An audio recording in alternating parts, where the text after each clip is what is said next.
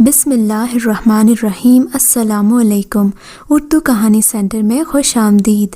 عشاء کی اذان سے کچھ وقت بعد ہمارے گھر کے دروازے پر دستک ہوئی۔ میں اور اماں جاگ رہی تھیں۔ دروازہ کھولنے کو اماں ہی گئیں۔ میں نے اٹھنا چاہا تھا پر اماں مجھ سے پہلے اٹھ پڑی۔ یہ سردیوں کی راتیں تھیں۔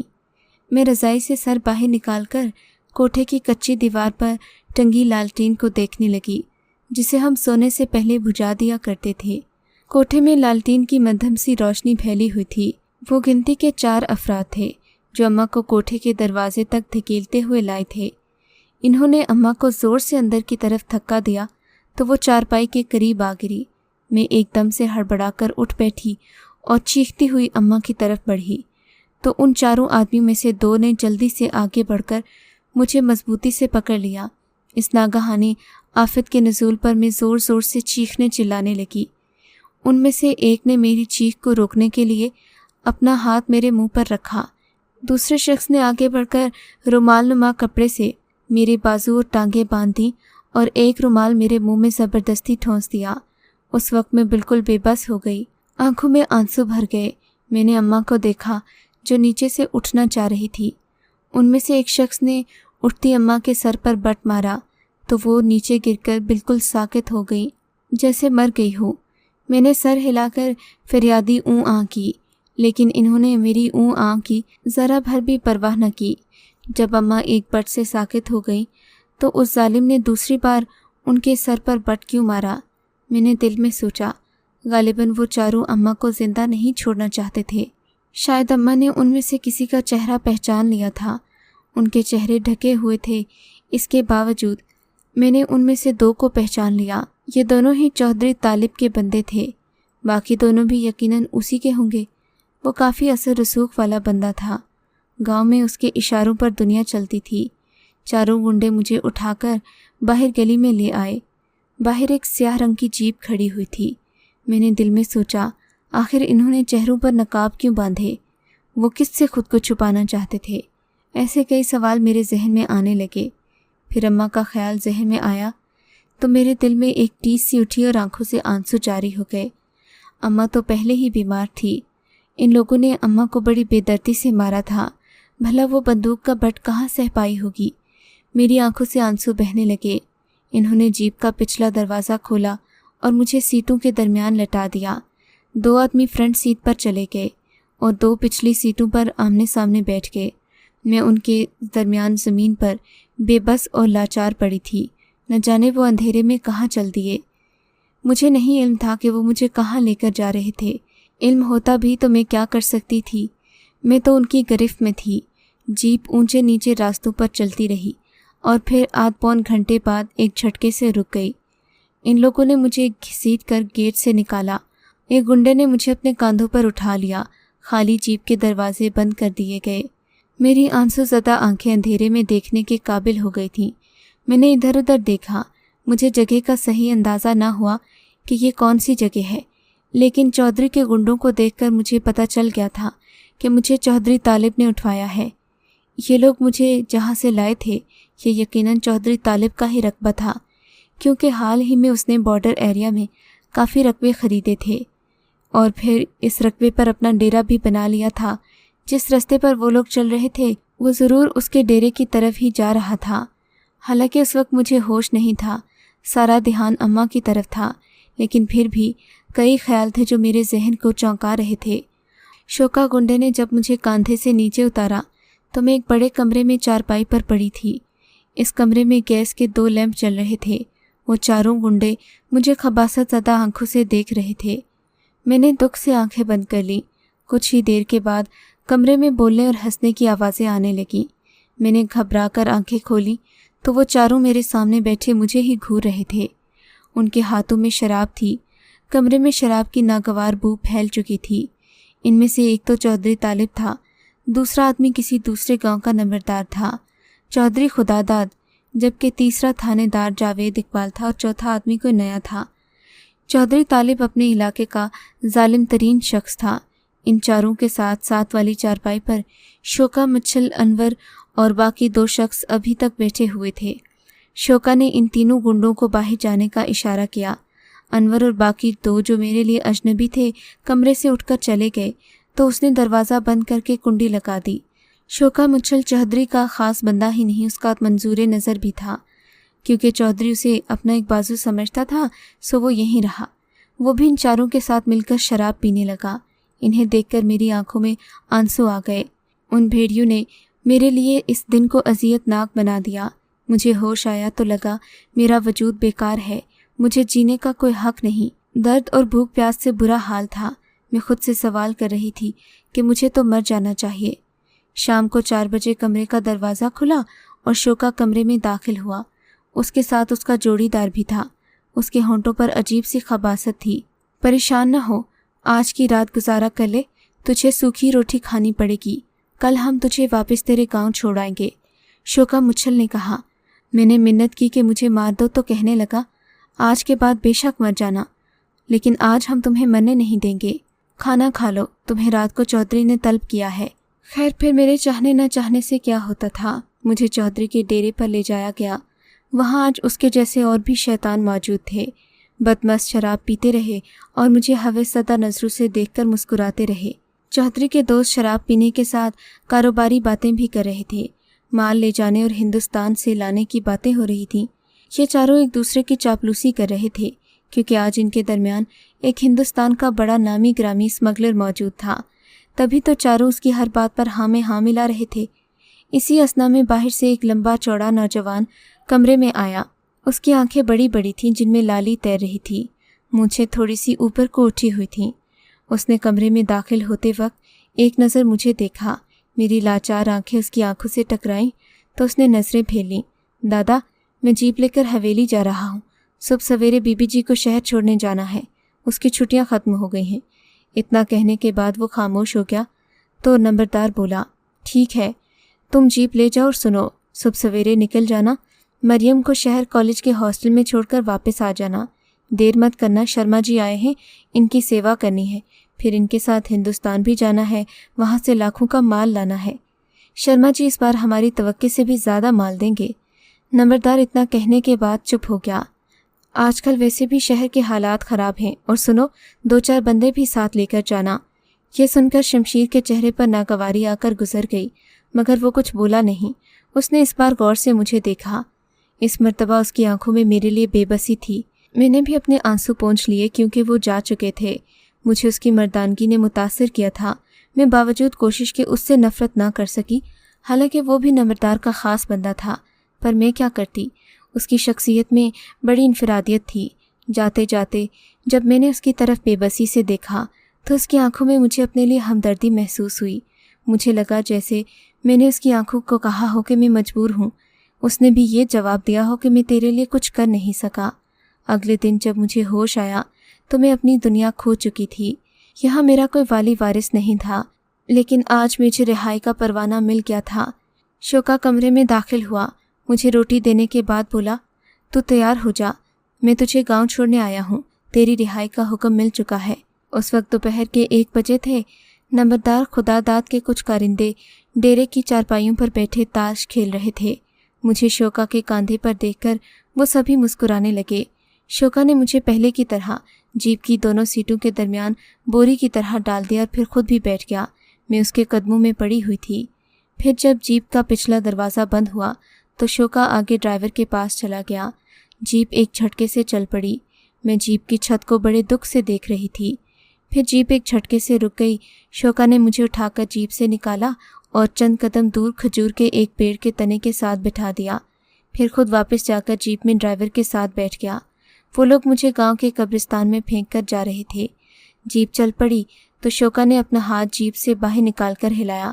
وہ برابر میری طرف دیکھے جا رہا تھا۔ میں دکھ بھری نگاہوں سے جیپ کو نظروں سے اوجھل ہوتے دیکھتی رہی، پھر کھجور کے تنے کے ساتھ اپنی بے بسی پر بیٹھی رو پڑی۔ خدا کی خدائی میں کوئی تبدیلی دیکھنے کو نہ آ رہی تھی۔ مجھ پر ظلم کی انتہا ہو گئی، لیکن میری داد رسی نہ کی گئی۔ میرا کوئی جرم نہیں تھا، اگر تھا تو وہ یہ کہ میں ایک غریب کی بیٹی تھی۔ نہ جانے اماں کس حال میں ہوگی، مجھ سے، میری اماں سے آخر کیا خطا ہوئی؟ آنکھیں بند کیے میں نے خود سے پوچھا۔ مجھے کوئی جواب نہیں مل رہا تھا۔ تب مجھے اس سناٹے ویران تاریک قبرستان میں مجھے جیسے کسی نے پکارا، रज़िया बेटी तुम यहाँ कब आई? मैंने गौर से आंखें खोली तो मेरे सामने बाबा चिरागदीन खड़ा मुझे गौर से देख रहा था। उसके हाथ में एक लाठी थी। वो मेरी तरफ देखकर बोले, बेटी तुमने आने में बहुत देर कर दी। तुम्हारी माँ को हम सब गांव वालों ने मिलकर दफनाया। शाम तक तुम्हारा इंतज़ार किया, लेकिन तुम ना आई तो तुम्हारी माँ को मजबूरन दफनाना पड़ा। तुम किधर चली गई थी? गांव में तो ये बातें हो रही थी कि तुम्हें चौधरी के बंदे उठाकर ले गए। बेटी क्या ये सच है? उनकी बातें सुनकर मैं रो पड़ी। अम्मा को पुकारती हुई सिसकियाँ लेकर रोने लगी। चुप कर बेटी, अल्लाह को यही मंजूर था, रो मत। बाबा जी मुझे अम्मा के पास ले चलो। मैं एकदम उठी तो चिराग बाबा ने मेरा हाथ पकड़ लिया। मैं उसके साथ चलने लगी। मेरे कदमों में लड़खड़ाहट थी। बाबा चिरागदीन ने मुझे एक नई कब्र के पास बिठा दिया, जिसकी मिट्टी अभी न सूखी थी। उस पर डाले फूल भी ताज़ा थे। बेटी ले, तेरी माँ की कब्र आ गई। बाबा ने मुझसे कहा।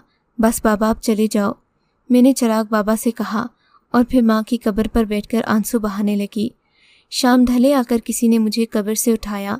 मैंने भीगी आंखों से कंधे पर हाथ रखने वाले की तरफ देखा तो वो मेरा महबूब आफताब था। आफताब मुझसे बहुत मोहब्बत करता था। मैं हमेशा उसकी मोहब्बत भरी बातों की दीवानी थी। वो कहता था हमारी शादी होगी, ज़िंदगी का हर लम्हा एक दूसरे के साथ बसर होगा, खुशियाँ ही खुशियाँ होंगी। अपनी प्यार भरी बातें करने वाला आफताब आज मेरे सामने खामोश खड़ा था। आज से पहले उसने मुझे कभी हाथ न लगाया था। मैं सोचने लगी, अब वो मेरे कंधे पर हाथ रखकर क्या बावर कराना चाहता है। ये सोचते हुए मैं थक कर नीचे बैठ गई। वो भी मेरी तरफ ही बैठ गया। मैं उसकी तरफ देखने से एतराज़ कर रही थी। माँ की कब्र की मिट्टी को बार बार अपने हाथों में ले रही थी। मैं नहीं चाहती थी कि वो अपना हाथ मेरी तरफ बढ़ाए। चंद माह पहले मैंने उससे कहा था, अगर तुम मुझसे मोहब्बत करते हो तो जल्दी से मुझसे शादी कर लो। शादी के नाम पर ही न जाने क्यों वो चौंक पड़ा था। रज़िया अभी तो मैं तुमसे शादी नहीं कर सकता, अभी मैं पढ़ रहा हूँ, फिर अपनी 3 बहनों की शादियाँ करूँगा, उसके बाद तो तुमसे शादी करूँगा ना, तब तक चाहे मैं बूढ़ी हो जाऊँ। जवाब में आफताब हंस दिया। बहुत पढ़ लिया, इतनी तालीम बहुत है, ज़्यादा पढ़ जाओगे तो तुम्हें पढ़ी लिखी लड़कियाँ पसंद आएंगी। 5 जमात पास रज़िया कहाँ अच्छी लगेगी। जवाब में आफताब बस हंसता रहता था, गोया वो मेरी बातों को टाल जाता। अब वही आफताब मेरे पास खामोशी से बैठा था। रज़िया मेरी तरफ देखो तो सही, मैं तुम्हारा आफताब हूँ। मैंने अम्मा की कब्र से नज़रें न हटाईं। तुम्हारी अम्मा की वफ़ात का मुझे बेहद दुख है। वफ़ात न कहो, इसे कत्ल कहो। मैं रो पड़ी। तुम्हारी माँ को किसने मारा? आफताब ने पूछा। बता दूँ तो तुम क्या कर लोगे? तुम्हें अब दुख हो रहा है, बताओ मैं क्या करूँ तुम्हारे दुख का? अगर तुम मुझसे शादी कर लेते तो। मैं सिसकने लगी। इस तरह अम्मा कत्ल न होती। जानते हो मेरे साथ क्या हुआ? मैं उसे बताने लगी। आफताब मुझे हवन्नकों की तरह देखता रहा, फिर सर झुकाकर बोला, रज़िया वो ढाढ़े लोग हैं और हम गरीब, हम उनका कुछ नहीं बिगाड़ सकते। वो इस इलाके के वडेरे हैं और हम गरीब। मेरे माँ बाप बूढ़े हो चुके हैं, बहनें जवान हैं, मैं उनका सहारा हूँ, मैंने उनकी शादियाँ करनी हैं। आफताब के इतना कहने के बाद मैंने सर झुका लिया। अगर तुम्हें अपने रिश्तों का इतना ही ख्याल था तो मेरे कांधों पर हाथ क्यों रखा, मुझसे मोहब्बत क्यों की? हमदर्दी करने आए हो या तरस खाने? चले जाओ यहाँ से। जब तुम्हें पता है कि तुम्हारी बहनें जवान हो चुकी हैं, तुमने उनकी शादी करनी है तो तुम मेरे आशिक बने ही क्यों? चले जाओ, तुम जाकर उनका ख्याल रखो। मेरी बूढ़ी माँ को कत्ल कर दिया गया। ज़बरदस्ती 5 इंसान नुमा दरिंदे मेरी इज्जत लूट कर ले गए और तुम्हें वो याद नहीं, रिश्ते याद हैं? वाह आफताब वाह, उठो और चले जाओ। मैं अब तुम्हें यहाँ अपने सामने बैठा नहीं देख सकती। तुम्हारी मोहब्बत मेरी माँ के कत्ल और मेरी इज्जत लुटने से पहले तक थी, अब नहीं है। चले जाओ यहाँ से। रोते हुए मैंने आंखें बंद कर लीं और जब आंखें खोलीं तो मेरे सामने आफताब नहीं था, वो अपने घर की तरफ जा चुका था। और उस दिन मुझे दुनिया की तल्ख हकीकत समझ में आ गई कि मुश्किल में कोई इंसान का साथ नहीं देता। गांव की तरफ जाने वाला रास्ता किसी बेवा की तरह उजड़ा हुआ लग रहा था। मैं जब गांव की हदूद में दाखिल हुई तो रात हो चुकी थी। शदीद सर्दी की वजह से लोग अपने अपने घरों में दबके हुए थे। मैं अपने घर के सामने आकर रुक गई। बाहर वाला दरवाज़ा खोलकर सहन में आ गई। थोड़ी देर सहन में खड़ी रही, अपने घर के दरो दीवार को देखती रही। मैंने कुंडी खोली और कमरे के अंदर दाखिल हो गई, जहाँ गुप्त अंधेरा था। जिस चारपाई पर मैं सोती थी उसी पर आकर बैठ गई। कुछ देर यूं ही बैठी रही। जब मेरे हवास काम करने लगे तो उठकर माचिस तलाश की, लालटेन जलाई। मेरी आंखों के सामने अम्मा की चारपाई खाली पड़ी थी। मेरी आंखों ने रोने से इनकार कर दिया क्योंकि आंखें रो रो कर थक चुकी थीं। मेरी माँ को कत्ल करने वाले बड़े जालिम थे। मैं भी उनके जुल्म का शिकार हो चुकी थी। फिर न जाने कब मेरी आंखें बंद हुईं और मैं सो गई। अगले दिन सोकर उठी तो तबीयत बहुत बोझल थी, पेट भी खाली था। मारे भूख के मुझ पर नकाहत तारी हो रही थी। मैं जब चारपाई से उठी तो आंखों के आगे अंधेरा सा तारी हो रहा था। फिर मैंने न जाने क्या सोचकर अपने कोठे पर एक अलविदाई नज़र डाली और हमेशा के लिए उसे छोड़कर घर से चलती हुई बाहर आ गई। आज मैं इस घर को हमेशा के लिए छोड़कर जा रही थी। सर झुकाए चलती मैं गांव से बाहर आ गई।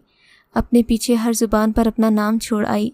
अब मुझे कोई सरोकार नहीं था कि गांव के लोगों के लिए मैं क्या हूँ। जिसने मुझे देखा वो तमाशाई बन गया और मेरे बारे में बातें करने लगा। मैं इन बुज़दिलों को अपनी दास्तान नहीं सुनाना चाहती थी। सुना भी लेती तो वो क्या कर लेते। आफताब जो मुझसे बेपनाह मोहब्बत करता था वो कुछ ना कर सका तो ये लोग क्या करते। आफताब को चाहिए था कि वो मेरा हाथ थामता, मुझ पर हुए जुल्म पर मेरा सहारा बनता, लेकिन वो तो किसी बुज़दिल कबूतर की तरह आंखें बंद करके चला गया। उसे अपनी बहनों का ख्याल आया। मोहब्बत करते जिस बात को वो भूल गया था अब उसे याद आ रही थी। मैं आफताब को अपने दिल से निकाल कर पीछे कब्रिस्तान में फेंक आई थी। उसे मुकम्मल तौर पर भूल चुकी थी। अब खुद से पूछती कि आफताब कौन है तो दिल में कोई हलचल ना होती। मेरे कदम चल चल कर थक गए थे। काफ़ी दूर चलने के बाद मैं बेरी के पेड़ के नीचे खड़ी होकर सूरज को मगरिब की जानिब डूबते हुए देख रही थी। एक और रात अपना खात्मा कर रही थी।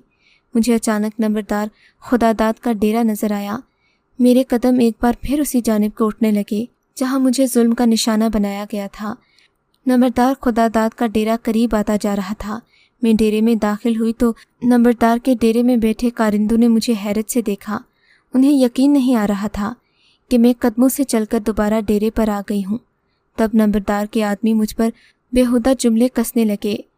चौधरी के एक दो बंदे तो खुशी से नाचने लगे। मैं उन सब को देखती अंदर वाले कमरे में गई तो मेरे पीछे शोका भी आ गया। अन्नू और नंबरदार खुदादार के 5 कारिंदे भी आ गए। इन सब को बाहर निकालो, मैंने शोका को हुक्म दिया। उसने सबको बाहर जाने का इशारा किया। सब मुझे घूरते हुए कमरे से जाने लगे, लेकिन अन्नू दरवाजे पर ही खड़ा हो गया। तू भी बाहर चल, मिरासी की औलाद। शोका अन्नू को दरवाजे पर खड़ा हकारत से बोला तो अन्नू भी चला गया। कमरे में 2 गैस के लैंप चल रहे थे। शोका मुच्छल उठा और उसने कमरे का दरवाज़ा बंद किया, फिर वापस आकर बैठ गया। मैं इस पुराने तर्ज के कमरे को गौर से देख रही थी। कमरे की छत के करीब ही बहुत बड़ा रोशनदान था जहाँ से इंसान आसानी से गुजर सकता था। मैं इस रोशनदान को देखकर हैरान थी कि आखिर इसका फ़ायदा क्या है। मैं कमरे को चारों तरफ से देख रही थी। ये वही कमरा था जहाँ मुझे उस रात रखा गया था। शोका के हाथ मेरे वजूद की तरफ बढ़े तो मैंने उसके हाथ को पीछे हटाया। शोका, तुझे जल्दी क्या है? सब्र कर। मैं अपने गांव से पैदल चलकर इतनी दूर से यहाँ तक आई हूँ। इस वक्त मुझे आराम की ज़रूरत है। तुम जानवर मत बनो। मैं थक कर आई हूँ, तुम्हारे रहमो करम पर हूँ। तुम मुझसे प्यार से पेश आओगे तो मैं भी सब कुछ तुम पर लुटा दूंगी। मैं जानती थी इसकी हवस कभी ख़त्म नहीं होगी। इंतहाई दर्जे का कमीना और बेगैरत आदमी था। मेरी माँ का कातिल था। मैं और क्या करती? इसके अलावा तो खुदकुशी बची थी।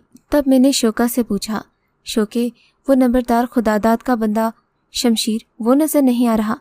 कहने लगा वो इंडिया का फेरा लगाने गया है, कल परसों तक वापस आ जाएगा। उसकी वजह से मैं और अन्नू यहाँ ठहरे हुए हैं।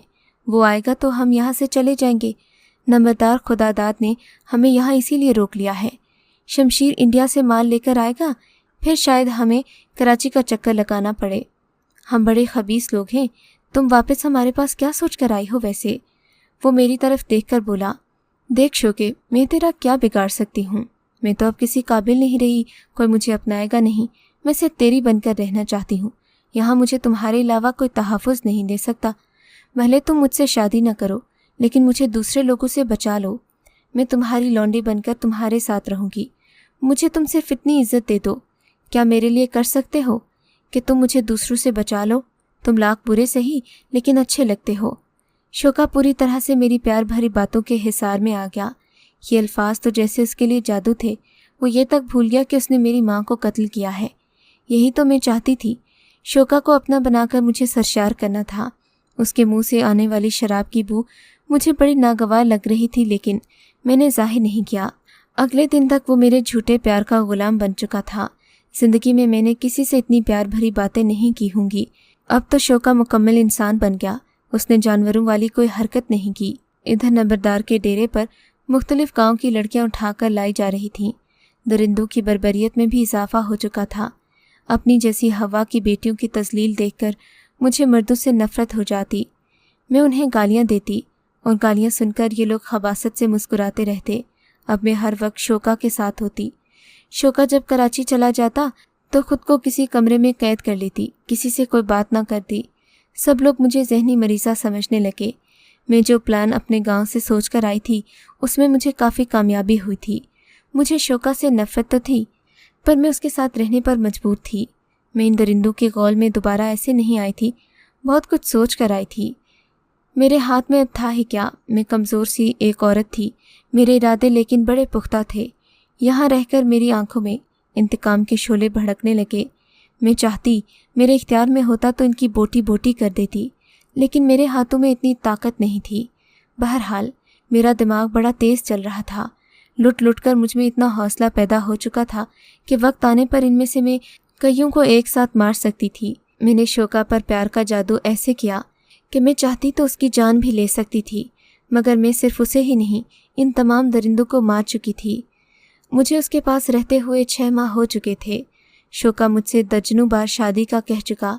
मैं उसे प्यार से इनकार कर देती कि शादी में क्या रखा है, ठीक ठाक अय्याशी कर रहे हो तो शादी की क्या ज़रूरत है।